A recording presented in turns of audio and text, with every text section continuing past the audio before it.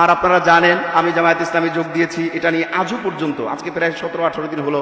গত মাসের 27 তারিখে মুফতি নুরুজ্জামান নোমানী ভাই আমাকে ফোন করলেন। আমি একটু অসুস্থ ছিলাম, যে কোথায় আসছেন, বাসায় আসেন, পল্টনে আসেন, কাজ আছে। এরপরে হুট করে চলে গেলাম জামাতের অফিসে। তারপরে আমি অপ্রস্তুত ছিলাম, আগে আলোচনা ছিল, প্রায় 1 বছর যাবৎ ভাইয়ের সাথে আমার কথাবার্তা হচ্ছে, 3 মাস যাবৎ অনেক লম্বা কথাবার্তা। বাদ বাকি ওই দিন যে আমি যোগ দিচ্ছি সেটা আমার প্রিপারেশন ছিল না। তো আপনারা দেখছেন যে সোশ্যাল মিডিয়াতে কি পরিমাণ আমাকে মানে বাতিল বানায় দিচ্ছে, সাহাবা বিদ্বেষী বানায় দিচ্ছে, গালিগুলোজ করতেছে, অনেক কিছু করতেছে। আমি সবটার জবাব দিতে পারি, আলহামদুলিল্লাহ সুম্মা আলহামদুলিল্লাহ, সবটার জবাব, প্রত্যেকটার জবাব আমার কাছে আছে। এখন আর পিঠ বাঁচানোর সময় নাই। এই জমিন আমার, কথা বলতে হবে আমাকে, অধিকার আদায় করে নিতে হবে আমাকে। আমরা মসজিদে থাকবো, আমরা মাদ্রাসায় থাকবো, আমরা ইউনিভার্সিটিতে থাকবো, আমরা সংসদে থাকবো, আমরা এভরি কর্নারে, সব জায়গায় আমরা থাকবো।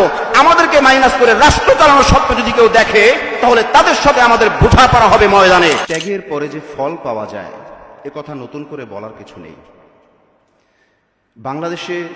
বাংলাদেশ সৃষ্টির পর থেকে এ পর্যন্ত আমি যদি দাবি করি, তাহলে আমার মনে হয় খুব বেশি দাবি করা হবে না যে আমরা ছিলাম সংখ্যাগুরু, অথচ আমরা অধিকারের দিক থেকে ছিলাম সংখ্যালঘু।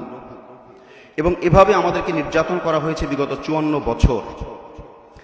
আমরা এটাকে খুব গুরুত্বের সাথে দেখিও নাই। চাচা আপনা যান বাঁচা, এমন একটা নীতিতে আমরা অনেকেই চলছি, এখনো চলছি। এই জিনিসগুলো কোনোভাবেই কাম্য নয়। কেন কাম্য নয়? আপনি একটা জিনিস যদি খেয়াল করেন, তাহলে আপনি পরিষ্কার করে দেখতে পাবেন যে ঢাকা ইউনিভার্সিটিতে আজকে আমাদের যে ভাইয়েরা সেখানে তাদের অবস্থান তৈরি করে নিয়েছে, এটা কিন্তু আমি মনে করি হাযা মিন ফাদলি রব্বি, আল্লাহর পক্ষ থেকে নিতান্তই দান। এবং এটা এমনি এমনি হয় নাই, এটা লম্বা সময় ত্যাগের ফসল।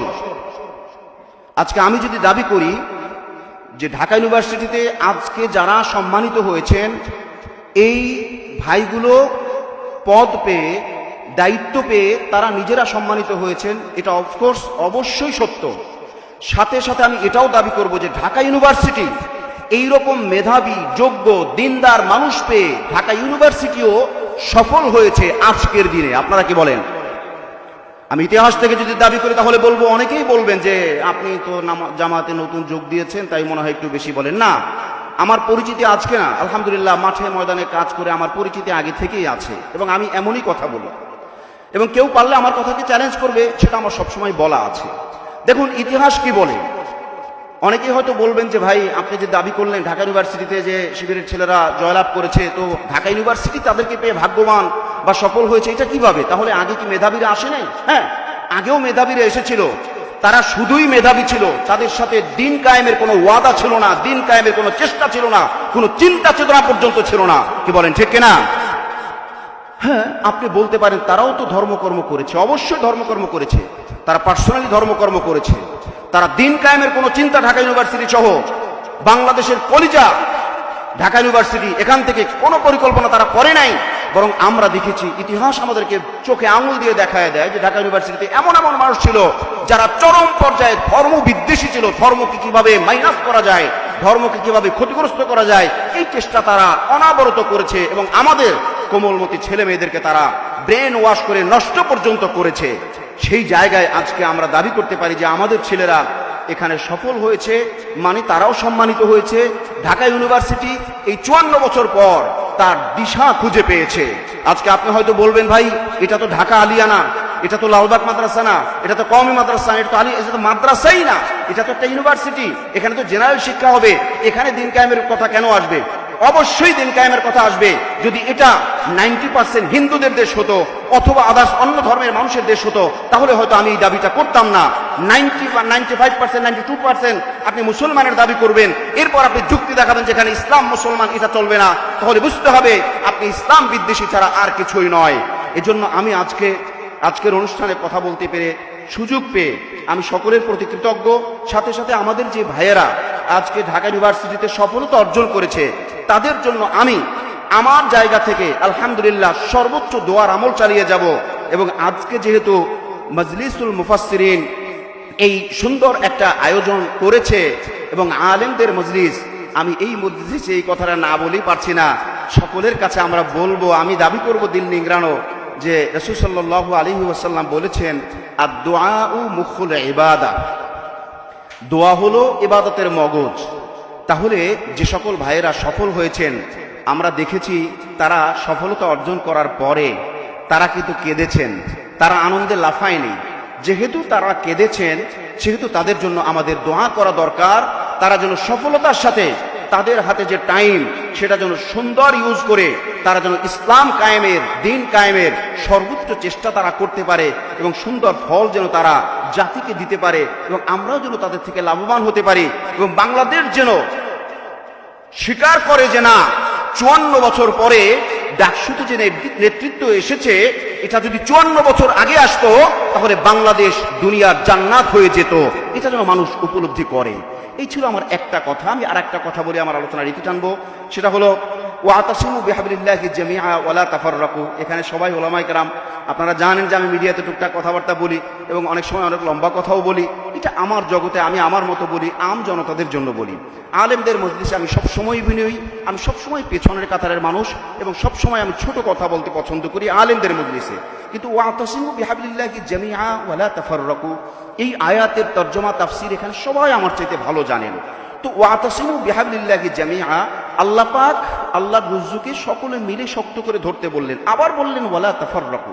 আল্লাহ যদি ওয়ালা তাফাররাকু নাও বলতেন তাও দ্যাটস এনাফ, এটা কামিয়াব, মানে কামেল ছিল, এটা কমপ্লিট ছিল যে ওয়াতাসিমু বিহাবলিল্লাহি জামিআ, শেষ। ওয়ালা তাফাররাকু বলার মানে কি? এখানে আমাদেরকে পৃথক হইতে নিষেধ করা হয়েছে, অথচ বিগত 54 বছরে আমরা ওলামায়ে কেরামে বিভিন্ন দলে উপদলে বিভক্ত হয়ে আমরা রয়েছি। আল্লাহ যদি জিজ্ঞাসা করেন যে তোমরা আলেমরা তো অন্তত এক হইতে পারতা, তো আমি তো জবাব দিতে পারবো বলে আমি মনে করি না। আপনারা জবাব দিতে পারবেন কিনা সেটা আপনাদের ব্যাপার। সেই হিসেবে আমি মনে করি আজকে আমরা বাংলাদেশে 54 বছর যাবৎ সংখ্যালঘু হয়েছিলাম, আজকে আমরা সংখ্যালঘু হয়ে থাকতে চাই না। আলেমদের পক্ষ থেকে আমাদের যে দায়িত্ব, সেই দায়িত্বগুলো আমাদেরকে করতেই হবে। ইন্নাল উলামা ওয়ারাসাতুল আম্বিয়া, এই কথা আপনারা সবাই জানেন। আগের বক্তারা, ওলামা হযরতরা অনেক লম্বা লম্বা কথা বলেছেন, গুরুত্বপূর্ণ কথা বলেছেন। ওই কথাগুলোর পরে আর কোনো কথার প্রয়োজন আছে বলে আমি মনে করি না। তবে আমি দাবি করব, এখন আর লুকোচুরির সময় নাই, এখন আর পিঠ বাঁচানোর সময় নাই। এই জমিন আমার, কথা বলতে হবে আমাকে, অধিকার আদায় করে নিতে হবে আমাকে। আমরা মসজিদে থাকবো, আমরা মাদ্রাসায় থাকবো, আমরা ইউনিভার্সিটিতে থাকবো, আমরা সংসদে থাকবো, আমরা এভরি কর্নারে, সব জায়গায় আমরা থাকবো। আমাদেরকে মাইনাস করে রাষ্ট্র চালানোর স্বপ্ন যদি কেউ দেখে, তাহলে তাদের সাথে আমাদের বোঝাপড়া হবে ময়দানে। কি বলেন, ঠিক কিনা? এজন্য আমরা দল মত নির্বিশেষে সবাই ইনশাআল্লাহ কাঁধে কাঁধ মিলিয়ে চলবো। আর আপনারা জানেন আমি জামায়াত ইসলামে যোগ দিয়েছি, এটা নিয়ে আজও পর্যন্ত, আজকে প্রায় 17-18 দিন হলো, গত মাসের 27 তারিখে মুফতি নুরুজ্জামান নোমানী ভাই আমাকে ফোন করলেন। আমি একটু অসুস্থ ছিলাম, যে কোথায় আসছেন, বাসায় আসেন, পল্টনে আসেন, কাজ আছে। এরপরে হুট করে চলে গেলাম জামাতের অফিসে। তারপরে আমি অপ্রস্তুত ছিলাম, আগে আলোচনা ছিল, প্রায় 1 বছর যাবৎ ভাইয়ের সাথে আমার কথাবার্তা হচ্ছে, 3 মাস যাবৎ অনেক লম্বা কথাবার্তা।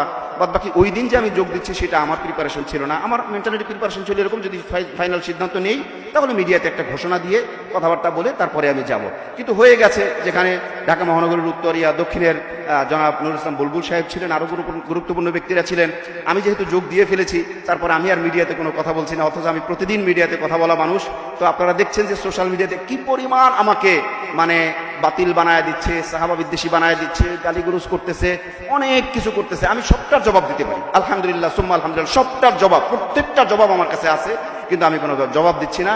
আমি আপনাদের কাছে দোয়া চাই, সবরের দোয়া চাই, আমি যেন ইকামতে দ্বীনের জন্য এই প্ল্যাটফর্মের সাথে আজীবন থেকে স্বচ্ছতার সাথে, সততার সাথে, ফুল কনফিডেন্সে, বুক ফুলিয়ে আমার যা আছে তা দিয়ে আমি যেন কাজ করে যেতে পারি। আল্লাহ সেই তৌফিক যেন আমাকে দান করেন, আমাদের সকলকে দান করেন, আমিন।